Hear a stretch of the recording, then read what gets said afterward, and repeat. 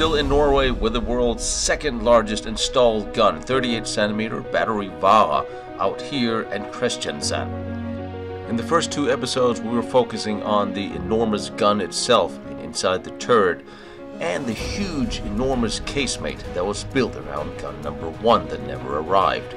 Now I want to go have a look behind, see some of the other gun pits, the magazines that is expertly camouflaged as only they can do here in Norway. As the main fort is here, there's a little building here. The railroad continues. Let's see what's in here. Again, camouflaged in natural rock. Absolutely. Use what you have. Very smart. It's bricked up. It's not very smart. You sons of donkeys, you bricked it up for me. Although, there's that. That certainly is original. So is the door. Why are you bricking these things up for me? See how well this blends in the natural rock? Now let's continue with the railroad a little longer. The rock. And this. Down to the original electricity is still unused, but. And there's a padlock on the door again. Again, BDI. Take a little more of a walk by the railroad. This is a very large area. Definitely one day is never enough. But it'll give you an idea why to come here. And just in case that interest, here on the back wall, there's the WW2 Observatory. My grandparents knew him. It's a name I grew up hearing often. Funny to see his observatory here. I always thought it was in Denmark. I guess I should have read the brochure, but there it is. So, and honestly, if you want to come look at stars, I see no better place. Far away from civilization, protected by best World War II German technology. Ooh-ha. I'm spending an abnormal amount of time walking between these positions.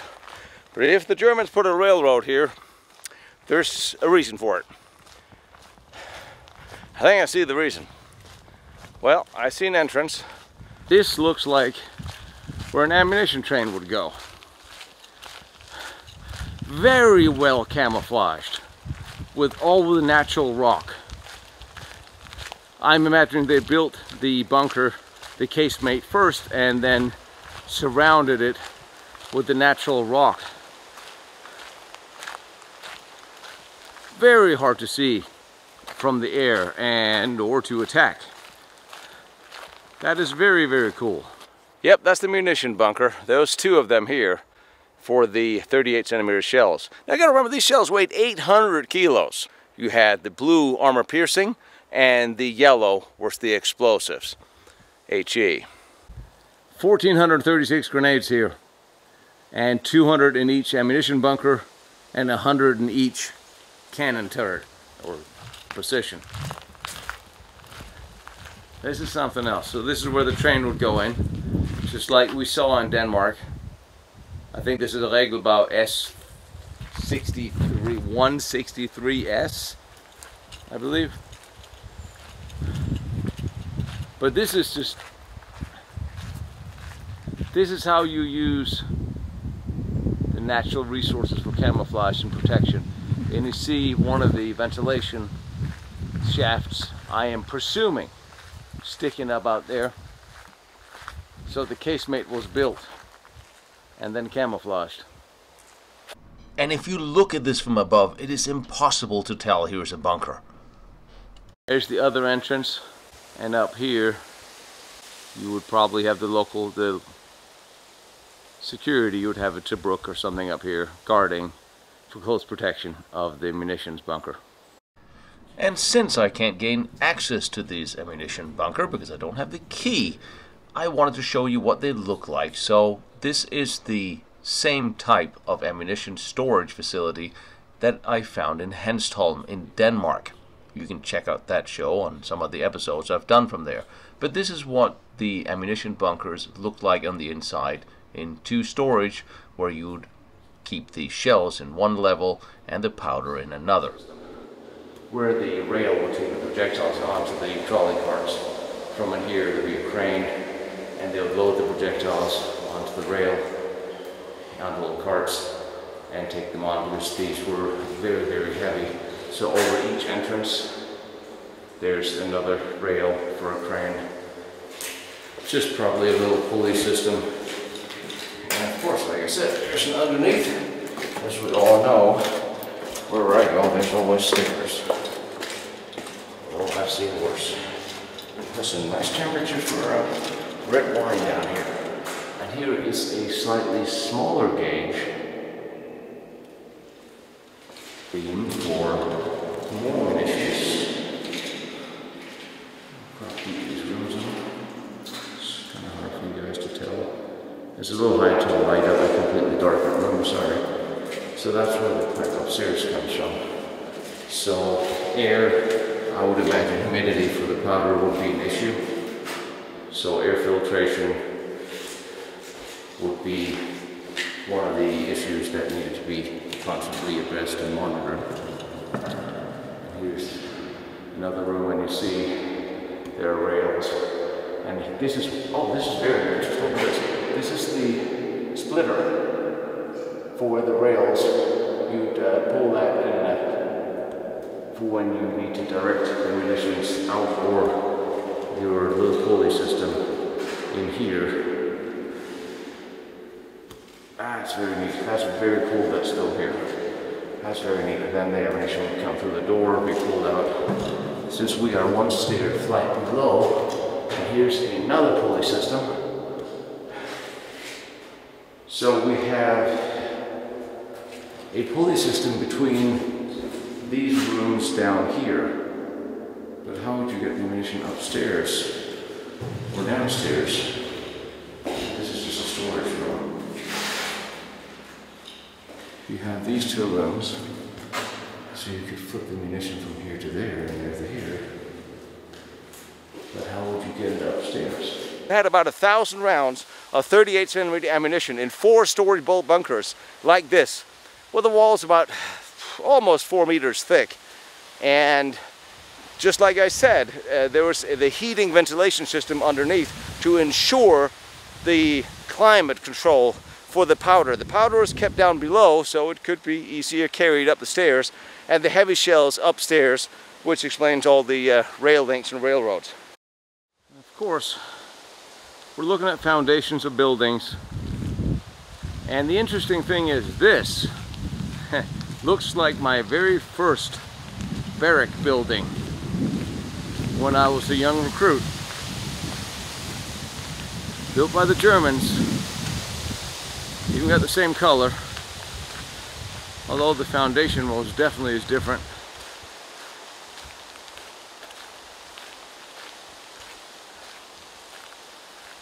That would make absolute sense.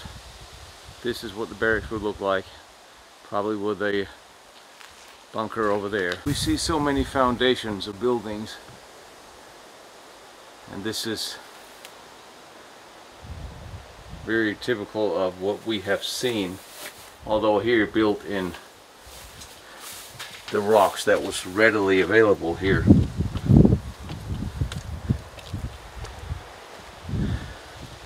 This building is housing the Murvik Fort Foundation that spend their time and private donations keeping this running and afloat. And if you want to join and help support their historical endeavor of the German occupation, of the time of the German occupation, and the upkeep of the fort, I will post the website. This is a cool German barrack. That's exactly what it looks like.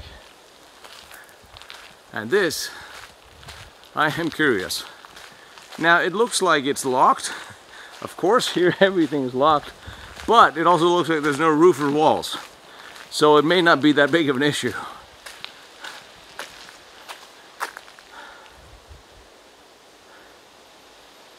A hell of a foundation. I'm curious to see who and what resided here.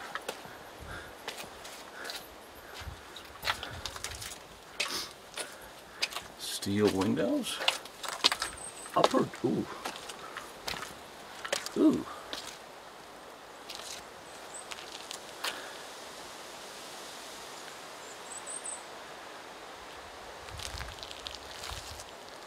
I wonder if this was munition storage.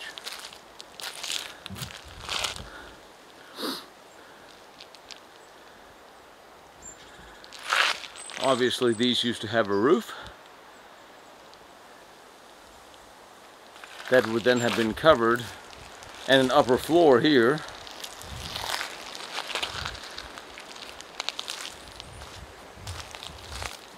Steps at both ends.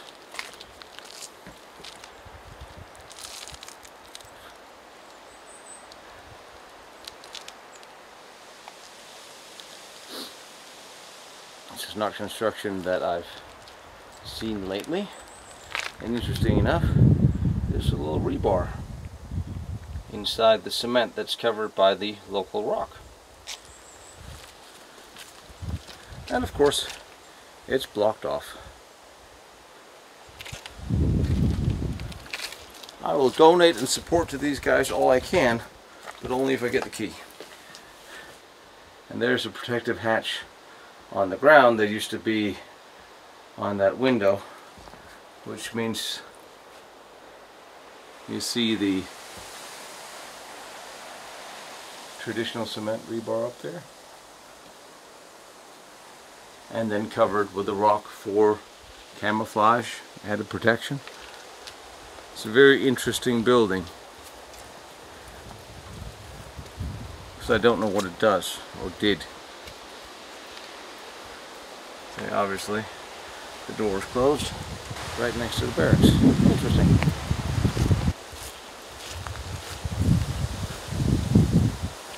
I love the placard indicator that there's something here. Well, this looks like pretty natural rock to me. So either there's something underneath here, or there's something in there. Damn them. This would be, from the sky, this would look like a bunker, and maybe not. So we'll go in here and we'll see what, hopefully this is where whatever number 12 is. Now I'm walking on foundations of something here in the woods. The road and the main fort's over here.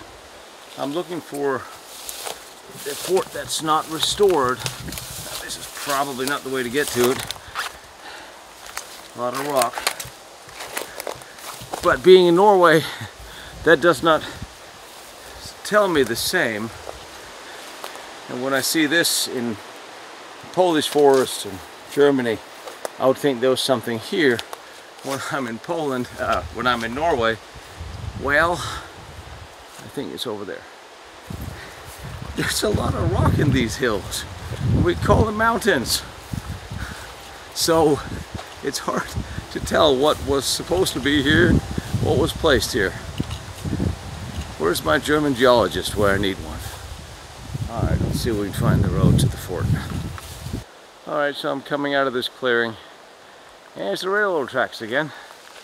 And, well, I tripped over. This is not a natural rock. This is a little bit of German-made cement. So, I see a bunker there, and I see something larger in front of me there, which I'm imagining is probably a house. That's a house. Okay, I did not imagine that. So we're gonna go follow the yellow brick road this way. Great place to have a house. I just guess I was looking for something else. Never mind. There's something over there. Now you can forgive me for thinking why at a distance this looks like a bunker that's been blown a little bit, but it's not. So we are back to following the railroad. Son of a donkey. But there are rubble in here that are not natural rock. And I mean,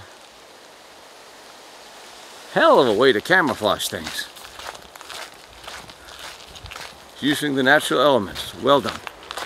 The Germans had a designated troop, 150 soldiers that only worked with the Security. close defense or security. Yes. And then 90 people per fort.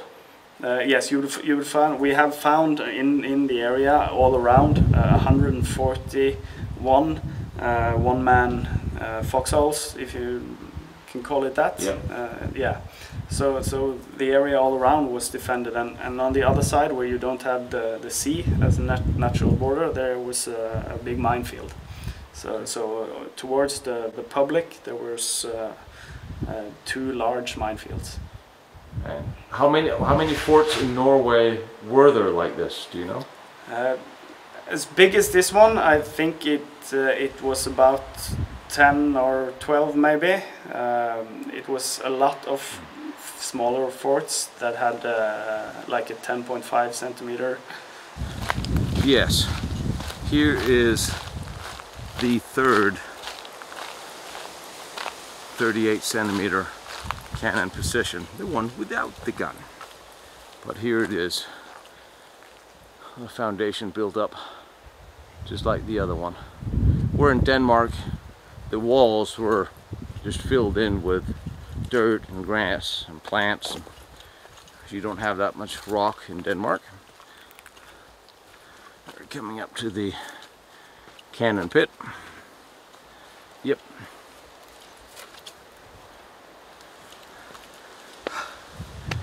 Yep.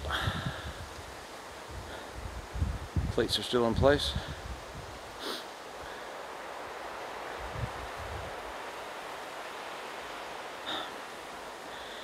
Here you get a chance to experience some authentic World War II history in an environment which is no other than splendid nature. You can walk the forests, the coastal line, the hills. It's a great place for hiking, and you have an authentic German fortress from World War II in the middle of it. Guessing from the safety fencing would be the entrance. Guessing from this being Norway would be locked off. This is interesting.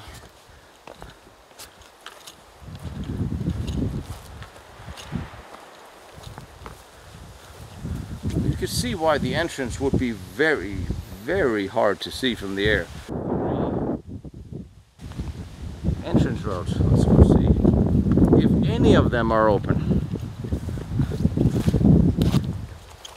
I did not know I needed to travel with a sledgehammer and a welding torch. Ow. I mean, you see how well protected from the air this is, not to mention well protected from anything. You know what? No, they're closed. They blocked off the entrance here too and cemented it all up. But this we know what it looks like because we've seen one in Denmark. Let's see if we can get down here without killing myself, remembering that what I said about rocks being slippery while wet. I know, it's a t-shirt joke, blah blah blah. Alright. Yeah. This looks so different than it does in Denmark. But the inside is the same. You have all this rock sitting out here. Pieces of the pipes. I don't know if they destroyed part of this.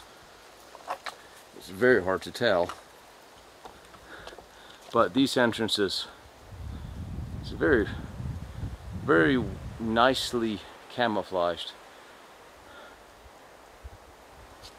Unless this was part of a deliberate destruction. I'll try not to think that way.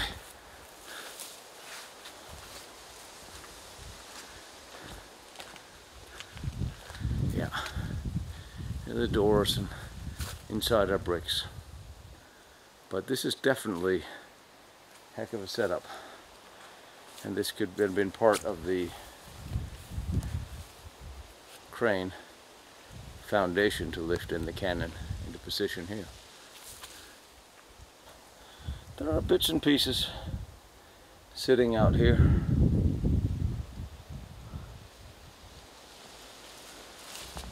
There's actually a lot of bits and pieces sitting out here.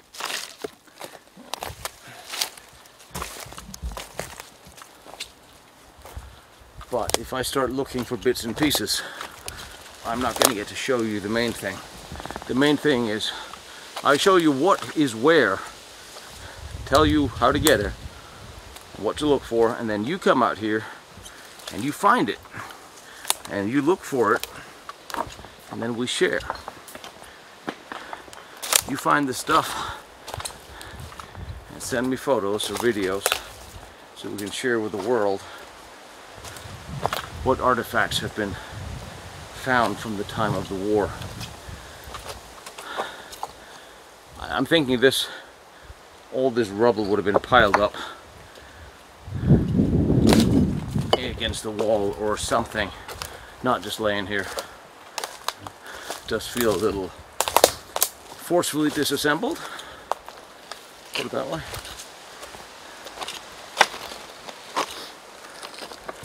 Ventilation. Aha. So there's an exit, entrance.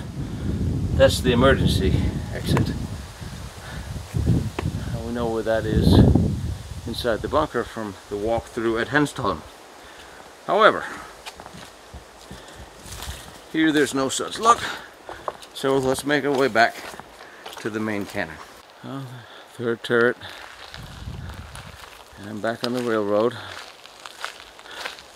Following that should hopefully lead us back to the cannon. There was the unrestored, and here's the fourth hole, also covered up, destroyed. And coming down the railroad should eventually lead us back to the main fort, although I am seeing pieces of our bunker down there that does not look like one of the round pits. Not sure what I'm seeing there. Looks like there's a moat running around it. There's a little bridge here perhaps. Let us have a look. Yeah, this is interesting.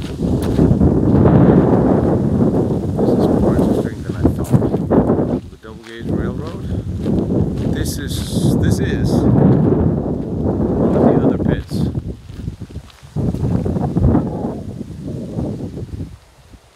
Which is right up there, and the supporting fort. And the walls.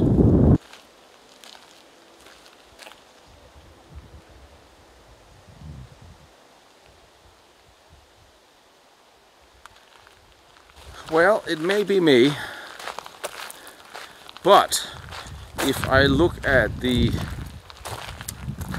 sudden end of the railroad line leading up to a pile of rubble, you'll lead me to agree that it has disassembled itself from life, as somebody at one point in time probably blew or destroyed the entrance to this pit. It's very little interesting details of how the Germans who used the side of the rocks for positioning of equipment, antenna, and cannon is up there. And you have whatever this is, obviously closed, so why not? This is the communications bunker. It also housed a 200 horsepower diesel engine that could power 2 of the turrets. There's an exhibit in here, which is why it's closed. Which is fair enough, they put it to good use. This bunker was the emergency generator bunker that also housed the signal and communications. Honestly, having an emergency generator and signals in the same bunker sounds very noisy. Especially if they might actually get to be used at the same time. That's just me. The Germans had it down with insulation. So very cool. The old communications bunker, auxiliary power, there's a little museum set up with displays from the time and stories from those who were here in this area, including Norwegian civilians. That's very nice. It's very nice they set that up. So I guess when you visit here, just you know, pull the doors, see which ones are open, which ones are closed, because I did not know.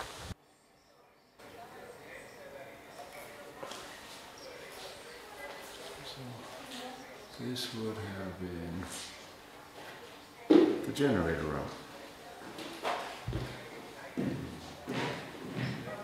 And it's been nicely cleaned up for a nice display, which granted is very, very cool. And stories from people from the time. When they started building, they first enlisted Norwegian contractors.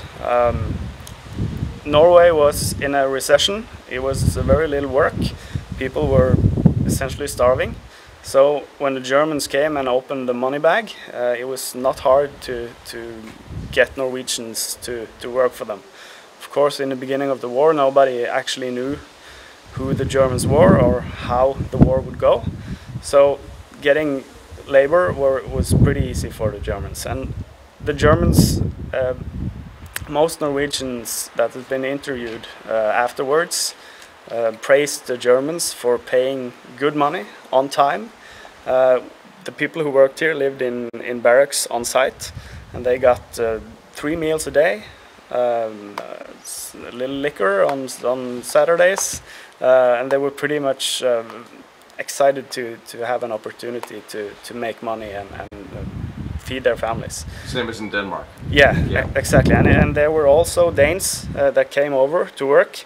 A lot of the sand for the concrete was shipped over from Denmark, and it was 350 Danes that was employed to build the fort. They did most of the metal work. Inside here it's 20 centimeters, and each 20 centimeter there's a metal rod to keep it from falling apart. So I think, if I'm not mistaken, it was 450 Norwegians, around 300 Danes, and some 200-300 Germans. But the Germans, of course, were mostly supervision and soldiers. So no slave labor or forced labor? In the turn of the year 42-43, around 170 Russian prisoners of war came to Murvik. They had a prisoner camp about 2 kilometers over there, where approximately 170, the numbers differ a little bit, but around 170, maybe 200 Russian prisoners of war were set to do a lot of the stone labor. Of course, when building bunkers in the mountains, you have to excavate a lot of stone, and a lot of it was done by manual labor. So the Russians were put to work. If you see all around the cannons, all of them are camouflaged as being hills. So it's a lot of gray stone that was used to build up on side of it, so it looks like it fits in the scenery. And a lot of that work was done by Russian hands. How was they treated here compared to the East? I hear they were treated better here than in Poland. Yes, they were actually treated pretty well. It's hard to say that Russian prisoners of war in the Second World War was treated pretty well, but compared to the camps that they came from in Poland and down on the Eastern Front, as well as the northern part of Norway, which has some horrible histories about the railways up there being built by by Russian prisoners of war that pretty much died while they worked. Here we have one man who came back. He was a prisoner of war here during the war. He came back after the war and has told his story about how it was to be in Murvik, and he actually uses the phrase like a luxury hotel. But that is, of course, compared to the horrors he faced in Poland. But he had water and food, and he survived. I mean, that's kind of a luxury for a Russian prisoner. That's as far as the luxury goes. He had water, some food, and he survived. And the locals, of course, tried to help as much as they can, and a lot of stories being told that the German soldiers looked the other way when the locals tried to help the prisoners. So it's pretty much the same as in the other Nordic countries. The Germans were very polite. They had deep pockets, so as I said, it was easy to get work. Of course, there was some skepticism, but we need to remember that Norway was in a recession. It was hard to get a job. It was hard to get food. The Germans came, opened their pocketbook, and they were young men, a lot of them, polite. The girls liked them. It was a soft occupation. It was very soft, and it was swift, of course. You know all about the Blitzkrieg. It took about a day and a half before they had the control over everything. It's very hard to reach. The sea between Norway and Denmark had, of course, 13,000 mines in it, and you have these big guns on each side. So the Allied forces never tried to get a boat through. Or planes. Some planes came over to Sweden, but you had just behind us, up on the hill, you had 6 Flak 88s, and on a little island over here, you had 8 Flak 88s, in addition to a lot of 44s and 22s, all pointed to the sky. So it was pretty hard to penetrate. Was any Allied plane shot down here? Not as we know of. In one of the commander's diary, it's a notification of one shot being fired, actually by a big cannon against an airplane, with a how do you say it? A shell that would go off after a certain amount of time, but no evidence that it hit the plane or anything. You know what? As a military historian, I slept in my car last night. I'm having ice cream right next to the largest existing World War II cannon emplacement. Makes sleeping in the car worth it. This is an amazing area, and that they're keeping this museum alive, and what they're doing for historical purposes is absolutely stunning, and you should come visit this. Everywhere in these mountains, Spelgebiet, small communication bunkers, safety, and so on. I can't go see them all, but that's why I'm here, to tell you where it is and tell you have to come. And all you guys in Norway, you were so right. I had to come see this. I'm so glad I did.